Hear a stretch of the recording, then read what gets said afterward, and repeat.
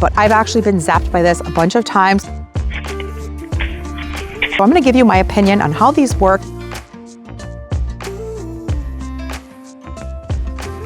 If you've ever walked outside to find your plants chewed to a nub, chances are deer are the culprit.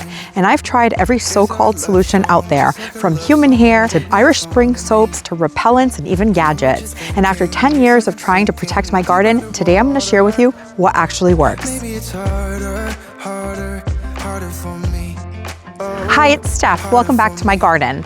After a long winter of feeding on twigs and bark, deer are desperate for some juicy, fresh food. And the minute your garden wakes up, they move in. Those tender tulips, hostas, and rosebuds aren't landscaping to them. They're an all-you-can-eat buffet. Natural food sources haven't leafed out yet, and because deer are at their thinnest and most desperate this time of year, they're bolder, less cautious, and more likely to wander right into your yard. I think deer are beautiful animals, and we're sharing our land with them. But I want to gently nudge them away from eating my plants, which I work really hard on growing, into eating other things, like in the forest behind my house. So let's jump right into what actually works. This is going to be the most obvious, but it's the most effective: a physical barrier, such as a fence. You can see right behind me, my neighbors have a fence all around their yard, and that will prevent the deer from getting in. They also have a hedge of green giant arborvitaes, which are a more deer-proof option for a living fence. Between both of those combinations, the texture of the trees and the height of the fence, deer are not getting in there. But fences can be quite expensive and not feasible for everyone. So let me go ahead and show you some more options of physical barriers. Right here around this pine, we actually placed 2 square tomato cages to make a physical barrier around it, because we noticed last fall that they had bit off one of these branches. And this is something I've even done with this spruce right behind me. I've used the tomato cage setup before. Even just using some burlap wrapped around the tree works really well. And I have yet another option to share with you. You can see right here I have a somewhat mature rhododendron, and this blooms beautifully in the spring. And just about at this point is where the buds start to swell. And these buds are like deer candy. And so on this shrub, I have draped some bird netting. This is the netting that they use over blueberries to protect them from birds. It's plastic and the deer don't like the feel of it. And it works pretty well, with the one caveat that sometimes when the buds poke through these grids, they will eat them. And so you can see that that happened here. So this type of protection is only effective when used in conjunction with my most effective deer method, and that is repellent sprays. Here's my collection of deer repellents, both the sprays and granular. And I'm often asked which one works best and which brand to buy. But the truth is, it's not about the brand or which one you buy. It's about the consistency of the gardener in applying these on a regular basis. That is what's going to be most effective. And I have purchased all of these with my own money, not sponsored. So I'm going to give you my opinion on how these work and what I think they smell like. So the important thing is going to be to have more than one of these on hand, or more than 1 or 2 different repellents, because deer will get used to the fragrance if you use the same repellent all the time. You want to keep them on their toes or their hooves by alternating the fragrance that you're using in these sprays. So for example, this one here in the red bottle is called Deer Stopper 2, and this is the one that my husband most often reaches for because it smells like peppermint. It's not as pungent as some of these other ones. Now this one is another really effective one. It is the Deer and Rabbit, the liquid fence, but it smells like rotten eggs. It's pungent. It's terrible. If I was a deer, I'd run away from it too.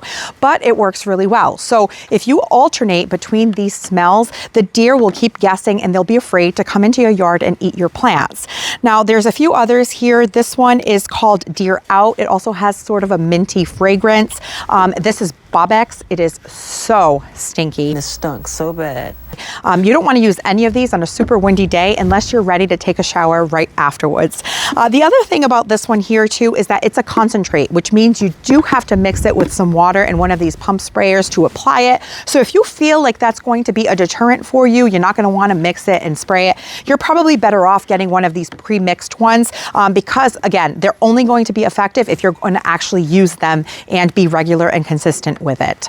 And you also have this option here, which is a granular.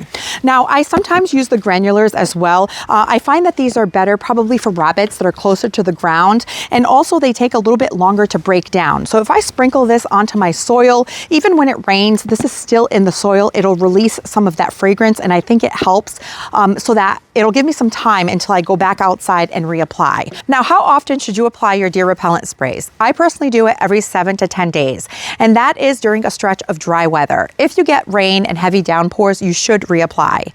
And right now in spring is going to be the most important time because everything is starting to green up, your buds on your shrubs and plants are starting to swell, and deer are coming off of a very food scarce season, so they are hungry. So get out there, be proactive, and start spraying your plants.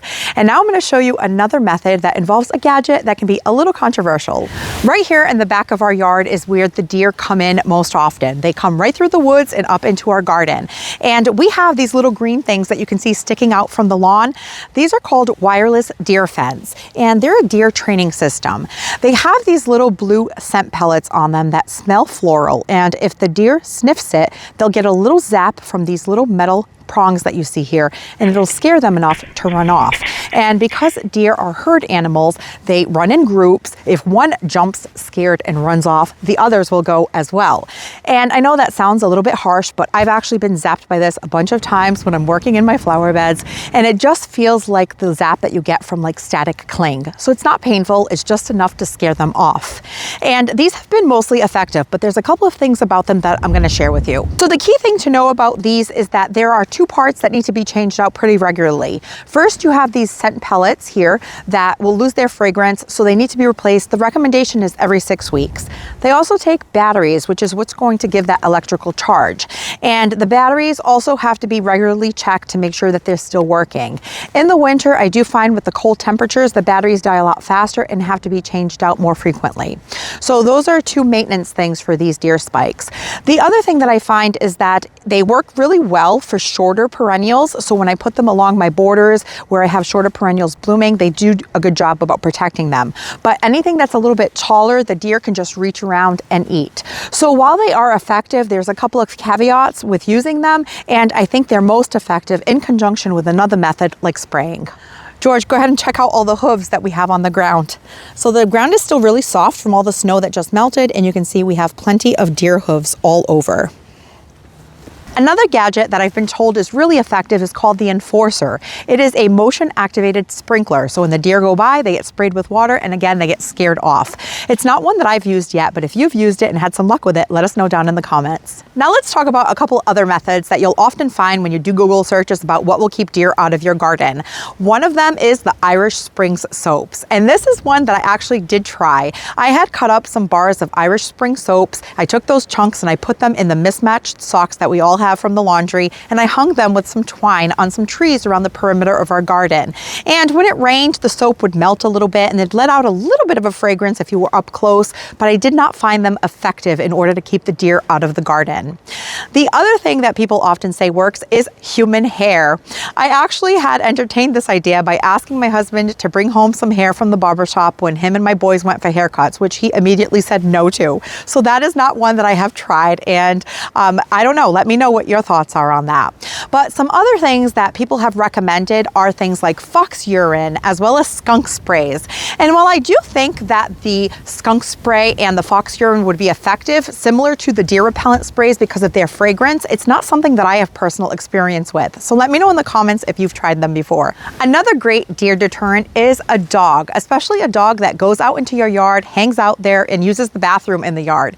All of those scents will keep deer away. Now, we do have a dog, and Rocco does his best, but he doesn't love to come outside. He's more of a house dog. But if we tell him check it out, or if he spots a deer in the window, we'll open the window, he'll bark and usually scare them off. So a dog is a great deer deterrent. Another product that gardeners here in the Northeast swear by is Milorganite. It is a nitrogen-based fertilizer typically used for lawn fertilizing. Because it is a biosolid product, you do not want to use it on anything that you would grow food in, no vegetable gardens, etc. etc. So only for lawns really, but it does have a fragrance that will keep deer away. And something that you can do to keep deer from eating your plants is to do a little bit of research and find plants that are more deer resistant. It is important to say though that even though a plant is marked as deer proof or deer resistant, if deer are hungry enough, they will eat or try anything. And what's deer resistant in one garden might not be deer resistant in another garden. A great example of this is the arborvitaes that we looked at earlier. If you want to put up a living fence, I have found that the green giant arborvitaes that my neighbor have are deer resistant, where the emerald green arborvitaes are not, and they usually get eaten up to the point where the deer can reach. Deer also stay away from things that have a texture they don't like, such as plants that are fuzzy like lamb's ear or spiky like a globe thistle, and they also don't like things that have strong fragrances. For example, alliums that have a really strong onion fragrance. So if you find plants or shrubs that are either toxic or fragrant or fuzzy, that have textures they don't like, they generally stay away from them. And as we're heading into spring, tulips are deer candy, but you can plant daffodils, which are toxic to deer. They're beautiful, they naturalize, and you don't have to worry about them. If there's one thing I've learned about deterring deer, it's that consistency is key. And I have found that for me, rotating the repellent sprays and doing it on a regular basis to be the most effective. So let me know if you have any ideas on what works for you for deterring deer, and let me know who's going to win this spring, you or the deer. Thank you so much for spending your time with me, and I'll catch you in the next one.